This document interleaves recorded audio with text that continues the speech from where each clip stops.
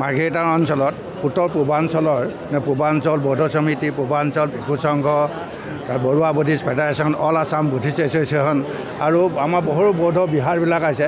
ইয়াত আমি সমবেত হৈছোঁ। আমাৰ BMTC যিটো বৌদ্ধগয়া মেনেজমেণ্ট কমিটিখন 1949 যিটো প্ৰতিষ্ঠা কৰিছে, সিহঁতে আমাক ঠগি দিলে যে বৌদ্ধসকলক কম মানুহ আছে, গতিকে আমি বহুত ধৰণৰ মানুহ ইয়াত ভৰাই দিলে। গতিকে আমাক এতিয়া আমি ডিমাণ্ড কৰিছোঁ যে বৌদ্ধসকলক এইটো মানে বৌদ্ধগয়াটো চপাই দিব লাগে আৰু আমাৰ এইখন যিখন আইন আছে এইখন বাতিল কৰিব লাগে। সেইকাৰণে এইখন কণ্ডেম কৰিবৰ কাৰণতে আমি এই অঞ্চলত বহুত আমি জাতি উপজাতিয়ে ইয়াত উপস্থিতি হৈ প্ৰথম দিনাখনেই ইমানখিনি মানুহ গেডাৰিং কৰি আমি এইটো ব্যৱস্থা লৈছোঁ। আমি ভৱিষ্যতে ইয়াতকৈ বেছি গেডাৰিং কৰি ইয়াতকৈ আমি জংগী আন্দোলন কৰিম বুলি ভাবিছোঁ।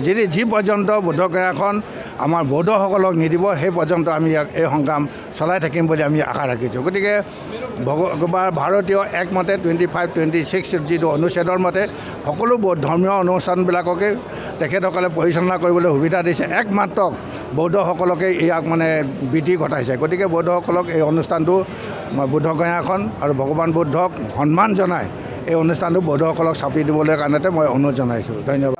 মই প্ৰথমে সকলোলৈ ধন্যবাদ জ্ঞাপন কৰিছোঁ।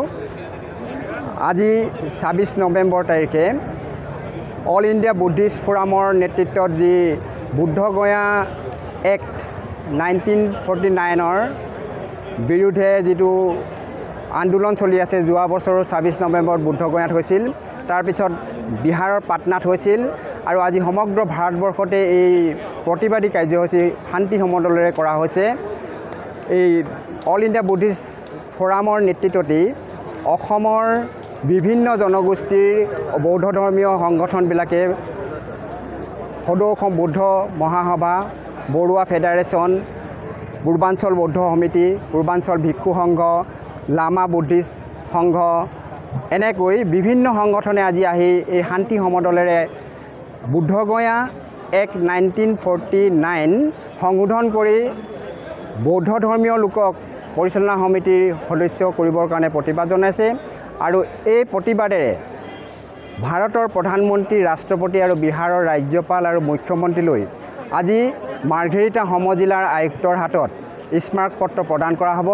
এই স্মাৰকপত্ৰৰ দ্বাৰাই বুদ্ধগয়াৰ 1940 এক্টৰ সংশোধনৰ যাতে কৰে চৰকাৰে, সেইকাৰণে আজি সমদল আগবাঢ়ি আহিছে। শান্তি সমদলেৰে মাৰ্ঘেৰিটা তথা অৰুণাচলৰ বিভিন্ন ঠাইৰ পৰা বৌদ্ধ ধৰ্মীয় লোকসকল আহিছে, মাৰ্ঘেৰিটাত সমবেত হৈছে। শান্তিপূৰ্ণভাৱে সমদল ওলাই আহি আজি আমি সকলোৱে এই শান্তি সমদলেৰে বুদ্ধগয়া আইনখন যাতে সংশোধন কৰি চৰকাৰে বৌদ্ধ ধৰ্মীয় লোকৰ মাজত বুদ্ধগয়া পৰিচালনা সমিতিখন প্ৰদান কৰে, তাৰ কাৰণেই এই প্ৰতিবাদী কাৰ্যসূচী সাব্যস্ত কৰা হৈছে। মই বেছি নকওঁ, এইখিনিকে কৈ সাংবাদিক বন্ধুসকললৈ ধন্যবাদ জ্ঞাপন কৰিছোঁ আৰু ইয়াৰ যোগেদি আজি সমবেত হোৱা সকলো সংগঠনৰ বৌদ্ধ ধৰ্মীয় ৰাইজলৈও মই ধন্যবাদ জ্ঞাপন কৰিছোঁ। সুদূৰ ভৱিষ্যতলৈ আৰু এনেধৰণৰ আন্দোলন চলি যাব। আজি প্ৰথম আৰম্ভহে হৈছে, গতিকে আমি সকলোৱে আগবাঢ়ি গৈ বুদ্ধগয়া আমি বৌদ্ধ সমাজৰ পৰিচালনা সমিতি এখন কৰিবলৈ নিশ্চয় আমি সক্ষম হ'ম বুলি আশা ৰাখিছোঁ। ইয়াত গোট খাইছোঁ আমাৰ দাবী জনাবলৈ। বৌদ্ধগয়াৰ BTMC Bodhgaya temple management committee আৰু BT act Bodhgaya temple act 1949ক ৰিপিল কৰিবৰ কাৰণে আৰু BTMCক সংশোধনী কৰিবৰ কাৰণে আজি আমি দাবী জনাইছোঁ। অন্য ধৰ্মীয় অৱলম্বীবিলাকে নিজৰ মঠ মন্দিৰবিলাক নিজৰ মানুহ দি চলাব পাৰে, কিন্তু আমাৰ ক্ষেত্ৰত এইটো সুকীয়া। আমাৰ ক্ষেত্ৰত আমি দেখিছোঁ 9জনীয়া কমিটিৰ ভিতৰত মাত্ৰ 4জনহে বৌদ্ধ ধৰ্মীয় লোক আছে আৰু 5জন অন্য ধৰ্মীয় লোক, বিশেষকৈ হিন্দু ধৰ্মীয় লোক। 1949ত BT এক্ট যিটো এডপ্ট কৰিছিলে সেইটোক আমি ৰিপিল কৰিবৰ কাৰণে আৰু ইয়াক আমি কণ্ডেম কৰিছোঁ।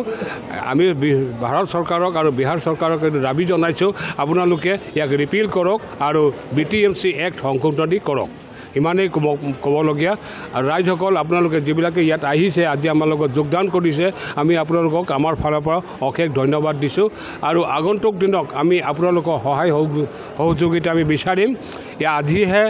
আজিৰ পৰা আজি নহয় যে আমি ক্ষান্ত থাকিম, আমি যেতিয়ালৈকে আমাৰ এই সিদ্ধান্ত আৰু আমাৰ যে দাবী শেষ নহয় তেতিয়ালৈকে আমি এই যুঁজ কৰি থাকিম। সেইকাৰণে মই আপোনালোকে ৰাইজ যিমান ইয়াত আজি যোগদান কৰিছে আমাৰ লগত, আমি গোটেইখিনিক অনুৰোধ কৰোঁ আপোনালোকে আগন্তুক দিনক আৰু জোৰকৈ আমাক সহায় সহযোগিতা কৰিব। সিমানে কৈ ধন্যবাদ।